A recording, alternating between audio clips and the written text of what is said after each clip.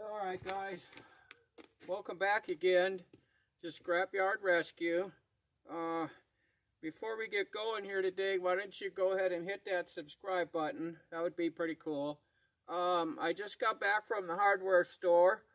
Well, this is part 3 of the mechanical fan reinstall on the fairlane.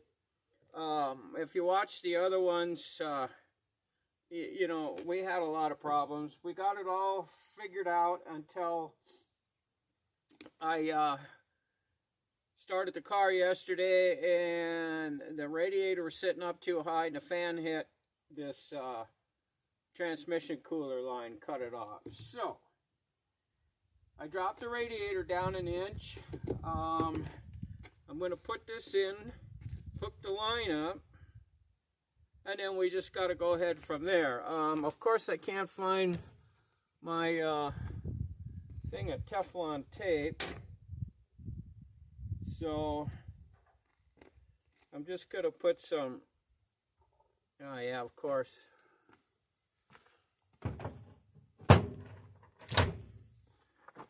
It's all dried up in the thing. Well, what the heck?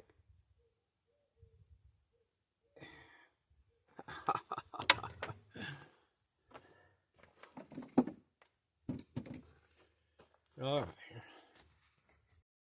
Okay, there it is. Put a little gasket gooper on it. Go ahead and get that in there.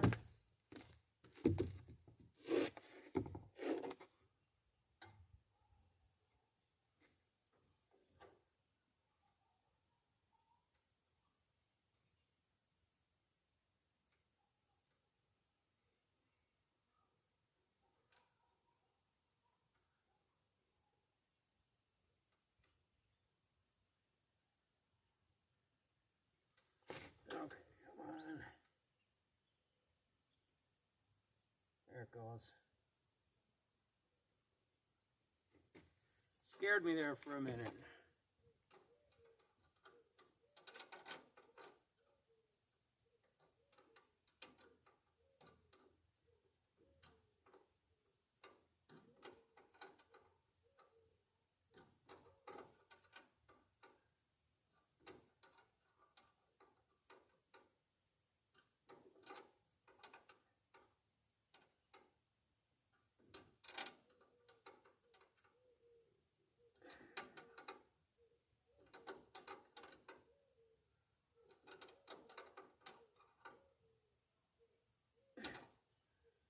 Okay, that's on.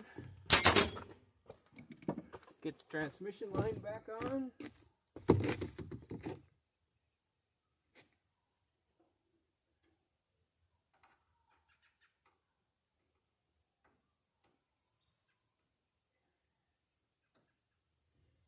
Crying out loud.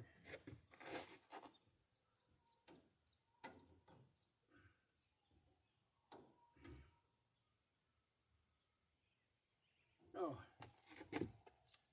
Okay, well, that makes sense.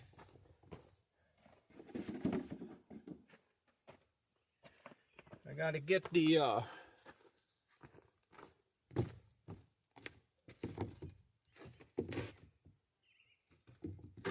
right.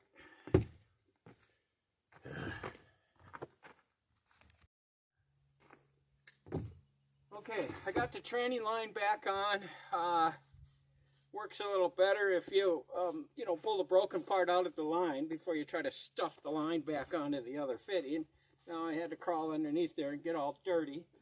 So we're going to try it again. I'm going to fire this thing up, and I checked the fan. It's got plenty of clearance. I'm about an inch. I'm a good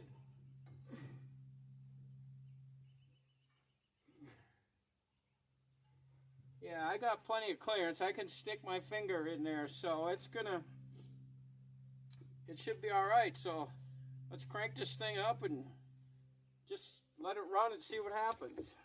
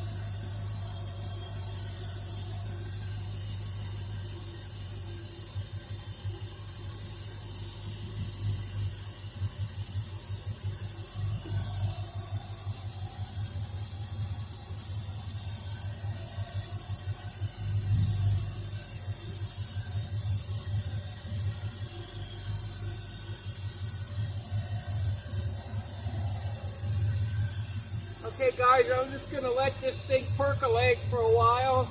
I don't know if you can hear how much suction there seems to be going through that carburetor.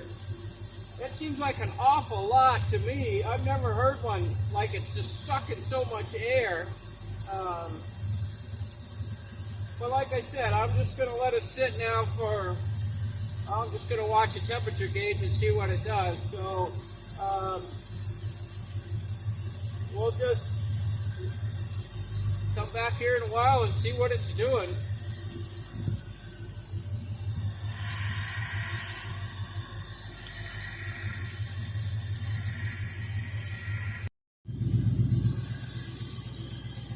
Alright, we've got,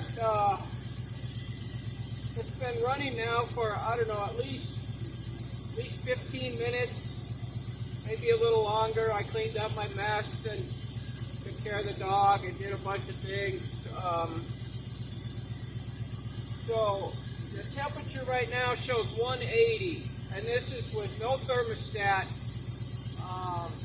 just at an idle here. So I'm going to let it run. I'm going to go 5-10 minutes longer, and if it stays on 180, then if it doesn't go any higher, I'll just probably shut it off and then wait until I can take it out for a test drive. I don't want to drive it today. I'm here by myself, and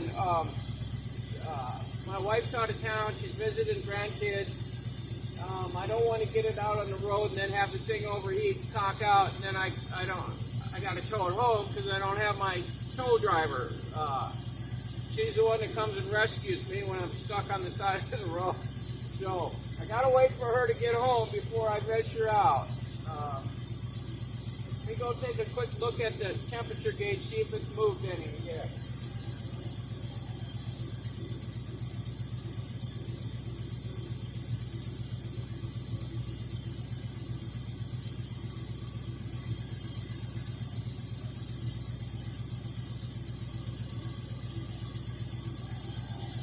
Okay, well, it went up about a degree. It looks like it's just off the hash mark on 180, so we'll just wait, like I said, another 5-10 minutes. If it keeps climbing, then I'm gonna, I don't know. Like, if it keeps climbing, then there's something still that's seriously wrong.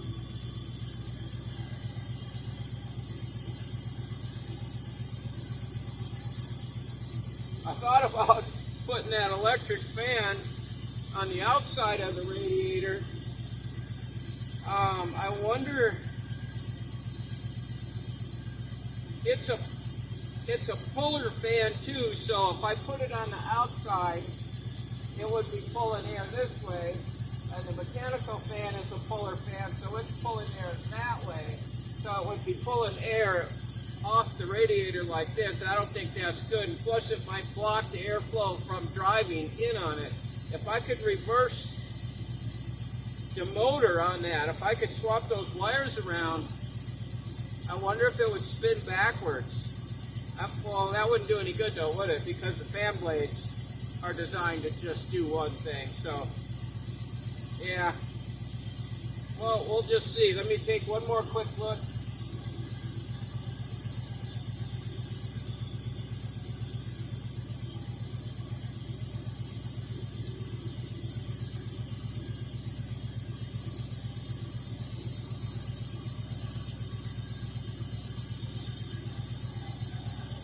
Okay, it's gone up like one more degree, so I'm just going to go ahead and just hang out for, like I said, and just keep watching it, see if it eventually stops or if it just keeps, going. So we'll get back and when we get that all figured out.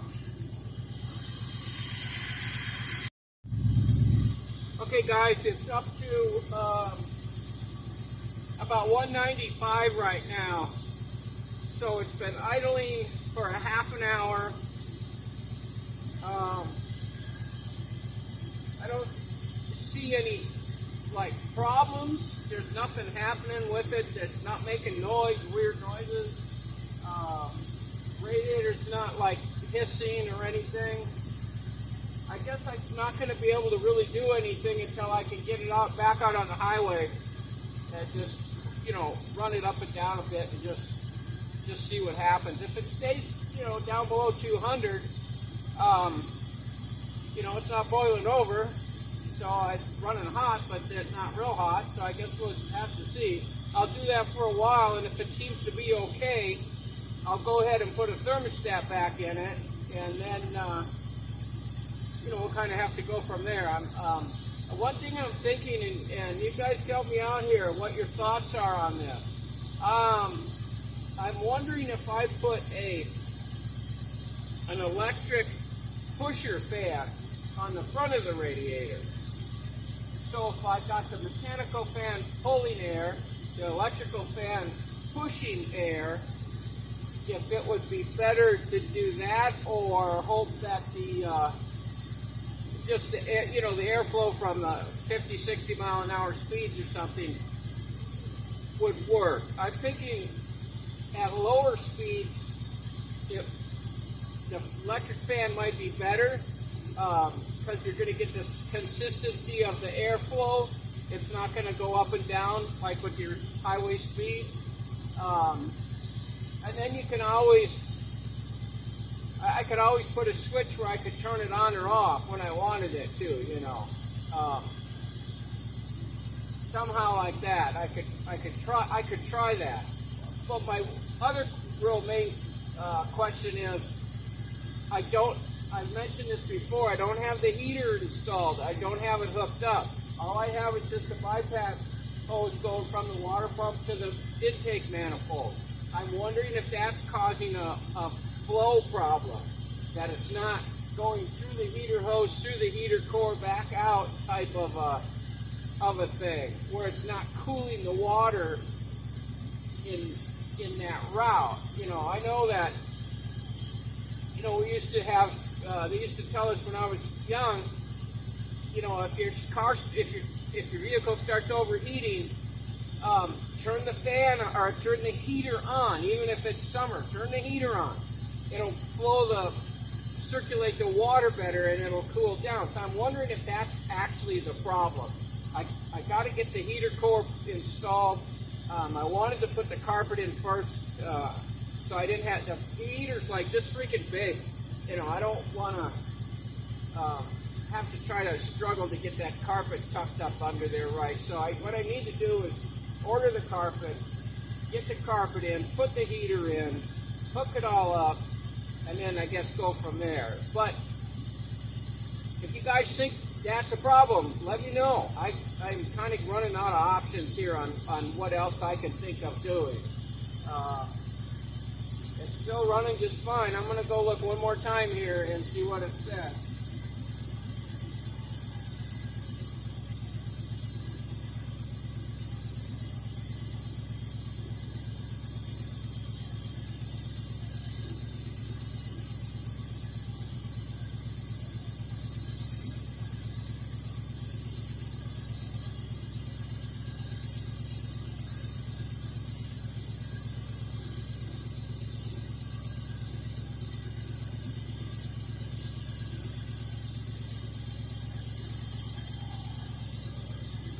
Okay, it's at about 200 degrees now, so it's getting there. I'm going to go ahead and just shut it off, and you know, I don't want to push my luck here today. We'll see what I can do.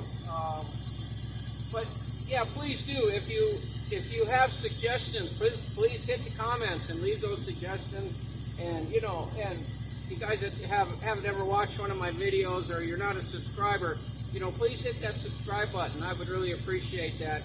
And I will just update you in a few days on, you know, what's happening with it, see if we got a problem fixed or not. And otherwise, we'll just see you on the next video. And thanks for watching, fellas.